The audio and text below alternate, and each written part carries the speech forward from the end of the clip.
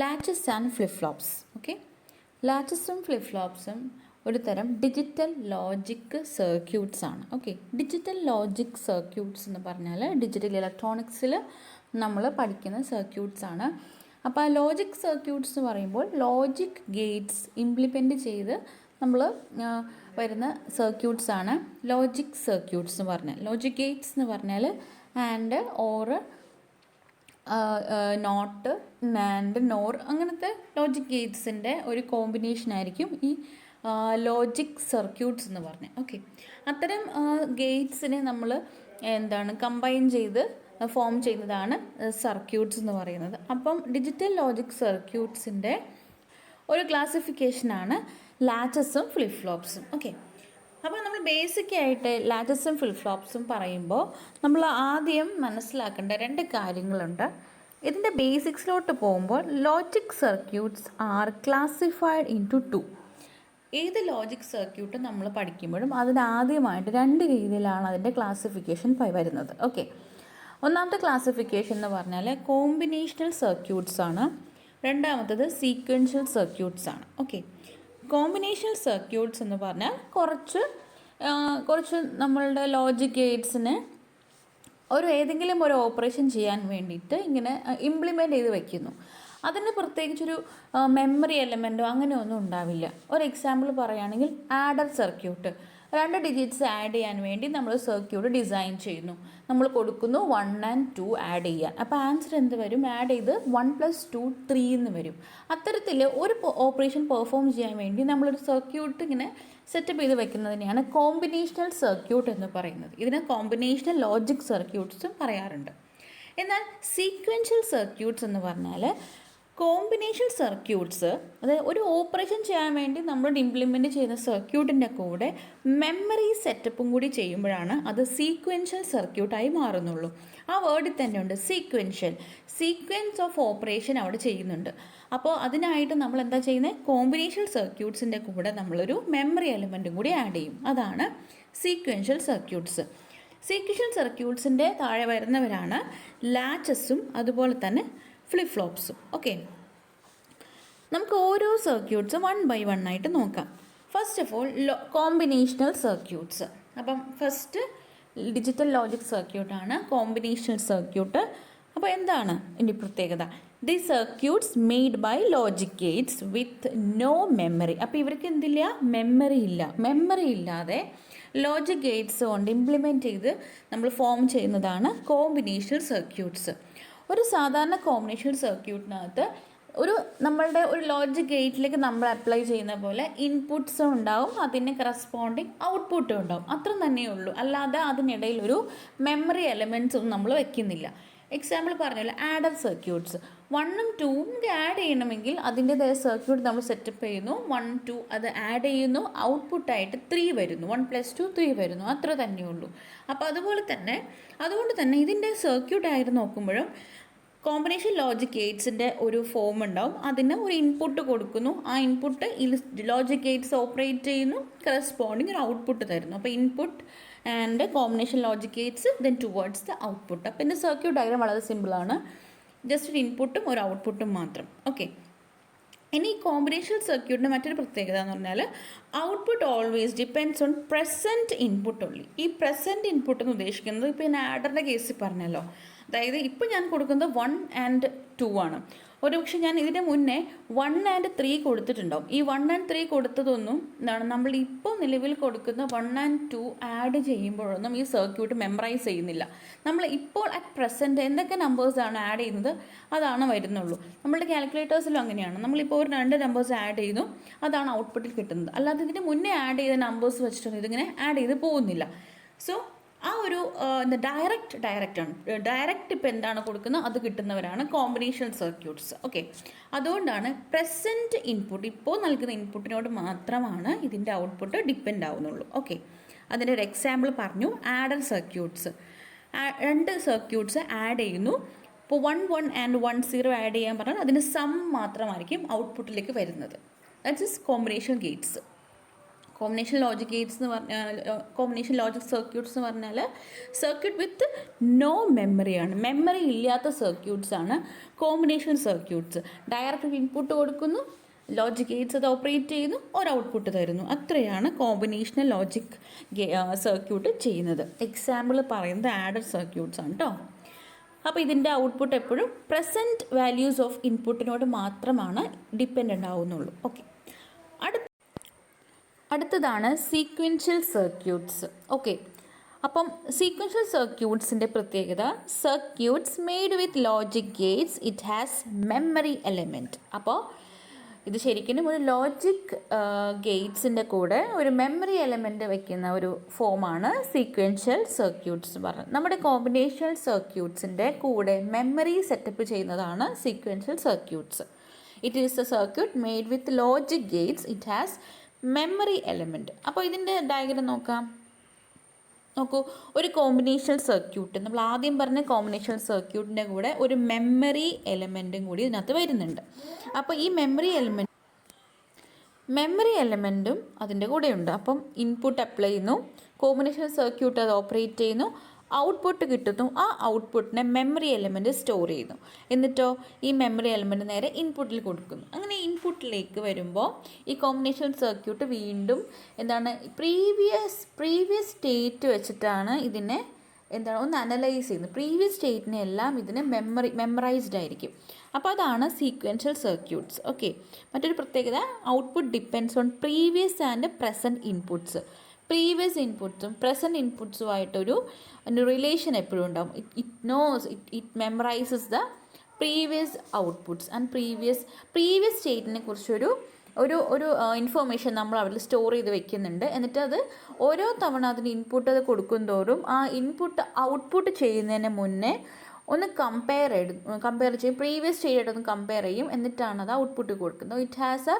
It depends on the previous state and present state, and it has a memory element for that. Okay, output depends on previous and present state ആണ്. It has a memory element.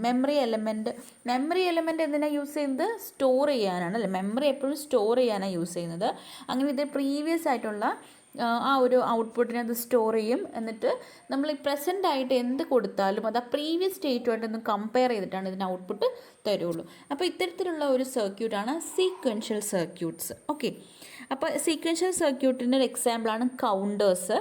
നമ്മളിങ്ങനെ counter സർക്യൂട്ടിൽ അത് നമുക്ക് അറിയാൻ പറ്റും. നമ്മൾ 1 2 3 count ചെയ്യാനായിട്ട് നമ്മൾ ഈ സർക്യൂട്ടിലോട്ട് നമ്മൾ ഇംപ്ലിമെൻറ്റ് ചെയ്യുമ്പം അതിൻ്റെ ഔട്ട്പുട്ട് പ്രീവിയസ് ആയിട്ട് ഇങ്ങനെ കമ്പയർ ചെയ്തിട്ടാണ് ഈ കൗണ്ടർക്ക് വർക്ക് ചെയ്യുന്നത്.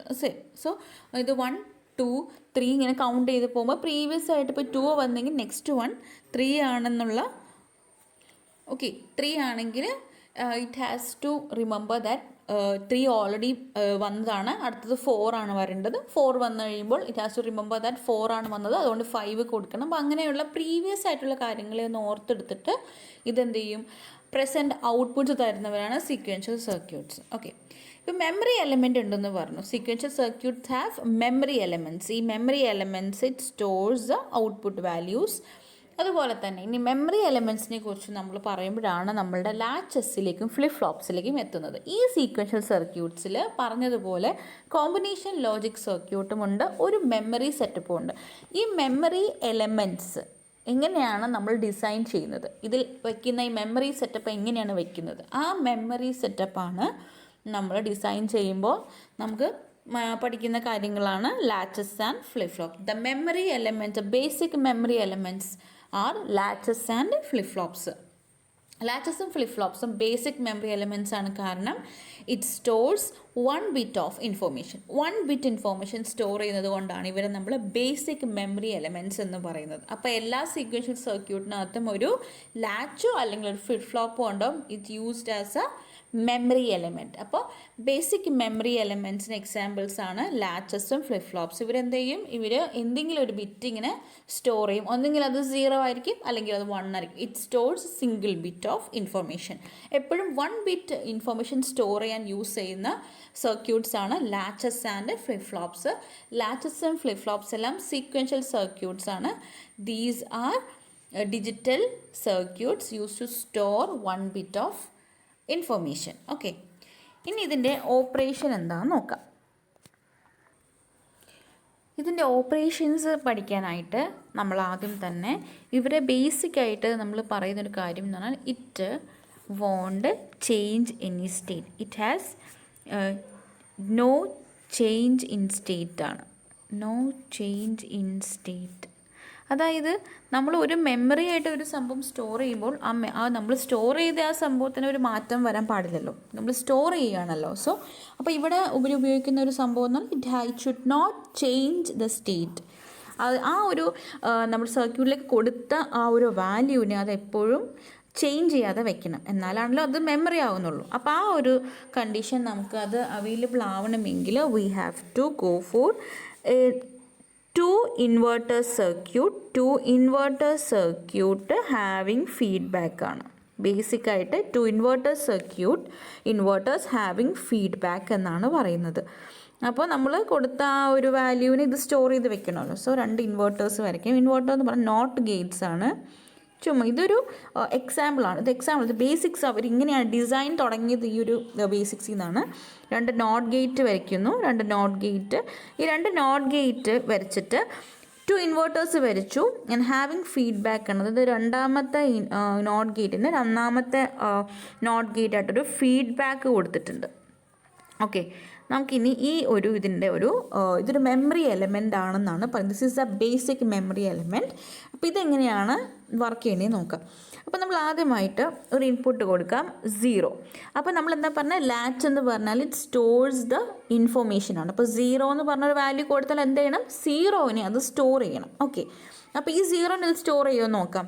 അപ്പോൾ ഇൻവേർട്ടർ എന്ന് പറഞ്ഞാൽ നമ്മൾ ഒരു വാല്യൂ ഇങ്ങനെ കൊടുത്തു കഴിഞ്ഞാൽ, ഫോർ എക്സാമ്പിൾ നമ്മൾ 1 കൊടുത്താൽ അതിൻ്റെ ഔട്ട്പുട്ട് 0 ആയിരിക്കും. ഇനി നമ്മൾ അതിൻ്റെ ഇൻപുട്ടിലേക്ക് 0 കൊടുത്താൽ അതിൻ്റെ ഔട്ട്പുട്ട് 1 ആയിരിക്കും. ഓക്കെ, അപ്പോൾ ഇതാണ് ഇതിൻ്റെ ഓപ്പറേഷൻ. ഓക്കെ, ഇനി ഈ ഒരു സർക്യൂട്ടിലേക്ക് നമ്മൾ 2 നോട്ട് ഗേറ്റ് ആണ് വെച്ചിരിക്കുന്നത്. അപ്പോൾ ഇതിലെങ്ങനെയാണ് ഇത് വർക്ക് ചെയ്യണേ നോക്കാം. സോ ഹിയർ 0 എന്ന ഇൻപുട്ടാണ് ഇവിടെ കൊടുത്തേക്കുന്നത്. 0 കൊടുത്താൽ ഔട്ട്പുട്ട് എന്ത് കിട്ടണം? 1 കിട്ടണം അല്ലേ? അപ്പോൾ ഏകദേശം ഇവിടെ ഫസ്റ്റ് ഗേറ്റിൻ്റെ അവിടെ 1 വരും. അപ്പോൾ നോക്കുക, ഫസ്റ്റ് ഗേറ്റിൽ 1 എന്ന് പറഞ്ഞാൽ ഫസ്റ്റ് ഗേറ്റിൻ്റെ ഔട്ട്പുട്ടാണ് സെക്കൻഡ് ഗേറ്റിൻ്റെ ഇൻപുട്ടായിട്ട് കൊടുത്തിരിക്കുന്നത്. അപ്പോൾ സെക്കൻഡ് ഗേറ്റിൻ്റെ ഇൻപുട്ട് ഇപ്പോൾ എന്താണ്? 1 ആണല്ലേ? അപ്പോൾ സെക്കൻഡ് ഗേറ്റിൻ്റെ ഇൻപുട്ട് 1 ആണ്. അപ്പോൾ നോട്ട് ഗേറ്റിലേക്ക് 1 അപ്ലൈ ചെയ്ത് കഴിഞ്ഞാൽ അതിൻ്റെ ഔട്ട്പുട്ട് 0 ആയിപ്പോവും. അതിൻ്റെ ഔട്ട്പുട്ട് എന്താണ്? 0 ആയിട്ടിരിക്കുന്നു. ഓക്കെ, ഇനി ഈ 0 ആണ് എങ്ങോട്ട് പോകുന്നത്? നമ്മുടെ ഇൻപുട്ടിൽ പോകുന്നത്. വീണ്ടും 0 അപ്ലൈ ആവുന്നു. 0 അപ്ലൈ കഴിഞ്ഞാൽ ഇവിടെ 1 വരുന്നു. ഇവിടെ 1 വന്നാൽ ഇവിടെ 0 വരുന്നു. അതായത് നമ്മൾ 0 അപ്ലൈ ചെയ്തപ്പോൾ 0 തന്നെ ആ സ്റ്റേറ്റിൽ അവിടെ 0 തന്നെ അവിടെ സ്റ്റോർ ചെയ്യുകയാണ് അല്ലേ? 0 തന്നെയാണ് അതിൽ കൂടെ ഫുൾ റൺ ചെയ്തുകൊണ്ടിരിക്കുന്നത്. 0 കൊടുത്തപ്പോൾ അവിടെ 1 ആവുന്നില്ല. 0 കൊടുത്തപ്പോൾ 0 തന്നെയാണ് ഔട്ട്പുട്ടിലും. അത് തന്നെ ഫീഡ്ബാക്ക് ചെയ്ത് വീണ്ടും ഇൻപുട്ടിൽ വരുന്നു, വീണ്ടും ഔട്ട്പുട്ട് 0 കിട്ടുന്നു. അപ്പോൾ ഇത്തരത്തിലുള്ളൊരു ഫീഡ്ബാക്കിങ്ങിൻ്റെ സഹായത്തോടെ നമുക്കൊരു മെമ്മറി സെറ്റപ്പ് ചെയ്യാൻ പറ്റി. അപ്പോൾ ഇതാണ് basics of latch memory setup എന്ന് പറഞ്ഞാൽ. അപ്പോൾ 2 ഇൻവേർട്ടേഴ്സും ഒരു ഫീഡ്ബാക്ക് വെച്ച് ചെയ്യുമ്പോഴാണ് ഇതൊരു മെമ്മറിയായി മാറുന്നത്. അപ്പം ഇനി ഇതിന് നമുക്ക് കുറച്ച് മോഡിഫിക്കേഷൻ ചെയ്തിട്ടാണ് നമ്മൾ SR ലാച്ച്, D ലാച്ച്, അതുപോലെ T ലാച്ച് എന്നൊക്കെ പറഞ്ഞ പേരുകൾ കൊടുക്കുന്നത്. അപ്പോൾ ഇതാണ് ബേസിക്കായിട്ട് നമ്മൾ പഠിക്കുന്നത്. അപ്പോൾ നമ്മൾ ഇനി ഈ ഗേറ്റുകളൊക്കെ ഒന്ന് മാറും. ഈ നോട്ട് ഗേറ്റ് എന്നുള്ള ആ ഒരു കൺസെപ്റ്റ് മാറിയിട്ട് നോട്ടിന് പകരം നമ്മൾ നോറും അല്ലെങ്കിൽ നാൻഡും ഒക്കെ വെക്കുമ്പോഴാണ് ആ ഒരു നമ്മൾ ടെക്സ്റ്റിൽ പഠിക്കുന്ന രീതിയിലുള്ള ആ ഒരു ലാച്ച് എന്ന് പറഞ്ഞ ഫോമിലേക്ക് വരുന്നത്. ഇതിൻ്റെ ഒരു ബേസിക് ഫോമാറ്റ് ഇതാണ്. 2 inverters, 2 not gates back to back place ചെയ്തിട്ട് രണ്ടാമത്തെ നോട്ട് ഗേറ്റ് ഫീഡ്ബാക്ക് ആയിട്ട് ഇൻപുട്ടിൽ കൊടുക്കുമ്പോൾ അതെന്ത് ചെയ്യും? ആ ഇൻപുട്ട് കൊടുക്കുന്ന ഏത് വാല്യൂ ആണോ അത് ആ സർക്യൂട്ടിൽ തന്നെ ഉണ്ടാവും. ഓക്കെ, അപ്പോൾ നമുക്കിനി ഇത് ഒരു നോർ ഗേറ്റിലേക്കും നാൻഡ് ഗേറ്റിലേക്കും നമുക്ക് എന്ത് ചെയ്യണം? അതൊന്ന് ഇംപ്ലിമെൻ്റ് ചെയ്ത് നോക്കാം. ഓക്കെ, ഒരു നോർ ലാച്ച് വരയ്ക്കാം. അപ്പോൾ നമ്മുടെ ബേസിക്സ് എന്തായിരുന്നു? ഒരു നോട്ട് ഗേറ്റ്, മറ്റൊരു ഇൻവേർട്ടർ അല്ലെങ്കിൽ നോട്ട് ഗേറ്റ്, ഇവിടെ ഒരു ഇൻപുട്ട് ഉണ്ട്. ആൻഡ് ഈ ഫസ്റ്റ് നോട്ട് ഗേറ്റിൻ്റെ ഔട്ട്പുട്ട് സെക്കൻഡ് നോട്ട് ഗേറ്റിൻ്റെ ഇൻപുട്ടായിട്ട് ലിങ്ക്ഡ് ആണ്. ഈ ഔട്ട്പുട്ട് നേരെ നമ്മൾ ഫസ്റ്റ് നോട്ട് ഗേറ്റിൻ്റെ ഫീഡ്ബാക്ക് ചെയ്ത് കൊടുത്തിരിക്കുകയാണ്. അപ്പോൾ ഇതായിരുന്നു ഇതിൻ്റെ ഡയഗ്രാം. അപ്പോൾ നമ്മൾ എന്ത് ചെയ്യാം? ഇത് തന്നെ നമ്മൾ ഈ നോർ ഗേറ്റ് വെച്ചിട്ട് വരയ്ക്കാൻ നോക്കാം. ഓക്കെ, അപ്പോൾ അതിനായിട്ട് നമ്മൾ ആദ്യം ചെയ്യുന്നത് നോർ ഗേറ്റ് എങ്ങനെയാണ്? ഓർ ഗേറ്റും പിന്നെ അതിൻ്റെ ഒരു ബബിൾ ഇട്ട് കൊടുക്കുന്നതാണ് നോർ എന്ന് പറയുന്നത്. ഈ നോർ ഗേറ്റ് നമ്മൾ രണ്ടെണ്ണം വരയ്ക്കും. 2 ഇൻവെർട്ടർ ആണല്ലോ വേണ്ടത് ബേസിക്കായിട്ട്. 2 ഇൻവെർട്ടർ വരയ്ക്കുന്നു. എന്നിട്ട് നമ്മൾ എന്ത് ചെയ്യണു? ഒരു നോർ ഗേറ്റ് നമ്മൾ ഓരോ ഇൻപുട്ട്സ് വെച്ചിട്ട് ഇങ്ങനെ വരച്ചു കൊടുക്കുന്നു. ഓക്കെ, അപ്പോൾ ഫസ്റ്റ് നോർ ഗേറ്റ് ഇതാണ്. ഫസ്റ്റ് നോർ ഗേറ്റ് എന്താ ചെയ്യേണ്ടത്? ഫസ്റ്റ് നോർ ഗേറ്റിൻ്റെ ഔട്ട്പുട്ട് സെക്കൻഡിൻ്റെ ഇൻപുട്ടിലേക്കാണ് ജോയിൻ ചെയ്യേണ്ടത്. ഫസ്റ്റിൻ്റെ ഔട്ട്പുട്ട് സെക്കൻഡിൻ്റെ ഇൻപുട്ട്. ഇതല്ലേ സെക്കൻഡ്? ഇത് സെക്കൻഡ് ഇൻപുട്ട് പോർഷൻ അല്ലേ? നമ്മൾ ഫസ്റ്റിൻ്റെ ഔട്ട്പുട്ട് എടുത്ത് സെക്കൻഡിൻ്റെ ഇൻപുട്ടിൽ കൊടുക്കുന്നു. അതുപോലെ സെക്കൻഡിൻ്റെ ഔട്ട്പുട്ട് എടുത്ത് നമ്മൾ എങ്ങോട്ടാണ് കൊടുക്കുന്നത്? സെക്കൻഡിൻ്റെ ഔട്ട്പുട്ട് ഫസ്റ്റിൻ്റെ ഇൻപുട്ടിൽ കൊടുക്കുന്നു. സെക്കൻഡിൻ്റെ ഔട്ട്പുട്ട് ഫസ്റ്റിൻ്റെ ഇൻപുട്ടിൽ കൊടുക്കുന്നു. സെക്കൻഡിൻ്റെ ഔട്ട്പുട്ട് എടുത്ത് ഫസ്റ്റിൻ്റെ ഇൻപുട്ടിൽ കൊടുക്കുന്നു. ഇതാണ് നമ്മൾ പറഞ്ഞ നോർ ലാച്ച് എന്ന് പറഞ്ഞ സർക്യൂട്ട്. അപ്പോൾ ഈ നോർ ലാച്ചിന് ഇവിടെ ഇപ്പോൾ ഈ പറഞ്ഞ പോലെ ഒരു ഔട്ട്പുട്ട് ഉണ്ടാവുമല്ലോ. പക്ഷേ ഇവിടെ നമ്മൾ ഇങ്ങനെ വരച്ച് കഴിയുമ്പോൾ നമുക്ക് 2 ഔട്ട്പുട്ട് കിട്ടും. ഒന്നാമത്തെ ഔട്ട്പുട്ടാണ് ക്യൂ ഔട്ട്പുട്ട്, രണ്ടാമത്തതാണ് ക്യൂ കോംപ്ലിമെൻറ്റ് ഔട്ട്പുട്ട്. ഓക്കെ, അപ്പോൾ ഇവിടെ എന്താണോ വാല്യൂ കിട്ടുന്നത്, ഇപ്പോൾ 1 ആണെങ്കിൽ ക്യൂ കോംപ്ലിമെൻറ്റ് ഔട്ട്പുട്ടിൽ എന്തായിരിക്കും? ഇതിൻ്റെ കോംപ്ലിമെൻ്റ് ആയിരിക്കും ഇവിടെ കിട്ടുന്നത്. ഇപ്പോൾ 1ൻ്റെ കോംപ്ലിമെൻ്റ് എന്താണ്? 0 ആണ് നമുക്കിവിടെ കിട്ടുന്നത്. ഓക്കെ, അപ്പോൾ എന്താണോ ഔട്ട്പുട്ട് ക്യൂ കിട്ടുന്നത് അതിൻ്റെ കോംപ്ലിമെൻ്റ് ആണ് ക്യൂ ബാറിൽ കിട്ടുന്നത്. ഓക്കെ, നമുക്കിനി ഇപ്പോൾ നോർ ലാച്ചാണ്. അപ്പോൾ നമുക്ക് അടുത്തത് ഇനി ഒരു നാൻഡ് ലാച്ച് വരയ്ക്കാം. നാൻഡ് ആൻഡ് നോറാണ് ലാച്ചിന് സാധാരണ നമ്മൾ വരയ്ക്കുന്നത്. അപ്പോൾ അടുത്തത് നാൻഡ് ലാച്ച് വരച്ച് നോക്കാം. അപ്പോൾ നാൻഡ് ലാച്ച് വരയ്ക്കുമ്പോൾ നമ്മളുടെ ബേസിക്സ് ആയിട്ട് നമുക്ക് അറിഞ്ഞിരിക്കേണ്ടത് എന്താണ്? നമ്മൾക്ക് 2 ഇൻവെർട്ടേഴ്സ് ഉണ്ടാവണം. ഫസ്റ്റ് ഇൻവെർട്ടറിൻ്റെ ഔട്ട്പുട്ടാണ് സെക്കൻഡ് ഇൻവെർട്ടറിൻ്റെ ഇൻപുട്ട്. സെക്കൻഡ് ഇൻവെർട്ടറിൻ്റെ ഔട്ട്പുട്ടാണ് ഫസ്റ്റ് ഇൻവെർട്ടറിൻ്റെ ഇൻപുട്ട്. ആ ഫീഡ്ബാക്ക് ഇങ്ങനെ വരച്ചിട്ടുണ്ടല്ലോ. അപ്പോൾ ഈ ഒരു ബേസിക്സ് ആണ് നമ്മൾ ഈ നാൻഡിൽ വരയ്ക്കാൻ പോകുന്നത്. അപ്പോൾ 2 നാൻഡ് ഗേറ്റ് വരയ്ക്കാം. 1 and 2. ഈ നാൻഡ് ഗേറ്റും നോർ ഗേറ്റും ഒക്കെ നോട്ട് പോലെ തന്നെ ആക്ട് ചെയ്യുന്നവരാണ് കേട്ടോ. അപ്പോൾ നാൻഡ് ഗേറ്റ് വരച്ചു. ഇനി നമുക്കിതിൻ്റെ ഇൻപുട്ട്സ് ഔട്ട്പുട്ട്സ് ഒക്കെ ഒന്ന് കണക്ട് ചെയ്യാം. അപ്പോൾ ഫസ്റ്റ് നാൻഡ് ഗേറ്റിലേക്ക് നമ്മളൊരു ഇൻപുട്ട് കൊടുക്കുന്നു. ഇത് സെക്കൻഡ് നാൻഡ് ഗേറ്റ് ആണ്. ഓക്കെ, ഫസ്റ്റ് നാൻഡ് ഗേറ്റിൻ്റെ ഔട്ട്പുട്ട് എപ്പോഴും നമ്മൾ സെക്കൻഡ് നാൻഡ് ഗേറ്റിൻ്റെ ഇൻപുട്ടായിട്ട് കൊടുക്കണം. അതുപോലെ സെക്കൻഡ് നാൻഡ് ഗേറ്റിൻ്റെ ഔട്ട്പുട്ട് നമ്മൾ ഫസ്റ്റ് നാൻഡ് ഗേറ്റിൻ്റെ ഇൻപുട്ടായിട്ട് കൊടുക്കണം. അതല്ലേ പറഞ്ഞേക്കുന്നത്? ഫസ്റ്റ് നോട്ട് ഗേറ്റിൻ്റെ ഔട്ട്പുട്ട് സെക്കൻഡ് നോട്ട് ഗേറ്റിൻ്റെ ഇൻപുട്ടാകണം. സെക്കൻഡ് നോട്ട് ഗേറ്റിൻ്റെ ഔട്ട്പുട്ട് ഫസ്റ്റ് നോട്ട് ഗേറ്റിൻ്റെ ഇൻപുട്ടാവണം. അപ്പോൾ അതല്ലേ നമ്മളിവിടെ ചെയ്തിരിക്കുന്നത്. അപ്പോൾ ഇങ്ങനെ നമ്മൾ 2 നാൻഡ് ഗേറ്റ് വരച്ചു. ഇൻപുട്ട്സും ഔട്ട്പുട്ട്സും ഫീഡ്ബാക്ക് ചെയ്തിട്ട് നമ്മൾ വരച്ചു. നമുക്കിനി ഔട്ട്പുട്ട്സ് എക്സ്റ്റെൻഡ് ചെയ്യാം. ഔട്ട്പുട്ട്സ് 2 എണ്ണം ഉണ്ട്. First is the Q and second is the Q bar. First ക്യൂവും രണ്ടാമത്തത് ക്യൂ ബാറുമാണ്. ഇതിൻ്റെ അർത്ഥം Q1 ആണ് കിട്ടിയതെങ്കിൽ ക്യൂ ബാറിൻ്റെ വാല്യൂ 1ൻ്റെ കോംപ്ലിമെൻ്റ് ആണ്. 1 കോംപ്ലിമെൻ്റ് ഈസ് 0. ഓക്കെ, അപ്പോൾ 1ൻ്റെ കോംപ്ലിമെൻ്റ് 0. അപ്പം ഒരു ഇൻപുട്ട് ക്യൂ ആണെങ്കിൽ മറ്റേ ഇൻപുട്ട് ക്യൂ ബാർ ആണ്. നമ്മളിപ്പോൾ ഇൻപുട്ട് ഇവിടുന്ന് മാത്രമാണ് നമ്മൾ ചെക്ക് ചെയ്യുന്നുള്ളെങ്കിൽ നമുക്ക് ക്യൂവിൻ്റെ വാല്യൂ അങ്ങനെ നിൽക്കും. അപ്പോൾ നമുക്ക് ക്യൂ ബാർ നമുക്ക് ഓട്ടോമാറ്റിക്കലി അസ്യൂം ചെയ്യാം. Q1 ആണെങ്കിൽ ക്യൂ ബാർ 0 ആയിരിക്കും. Q0 ആണെങ്കിൽ ക്യൂ ബാർ 1 ആയിരിക്കും.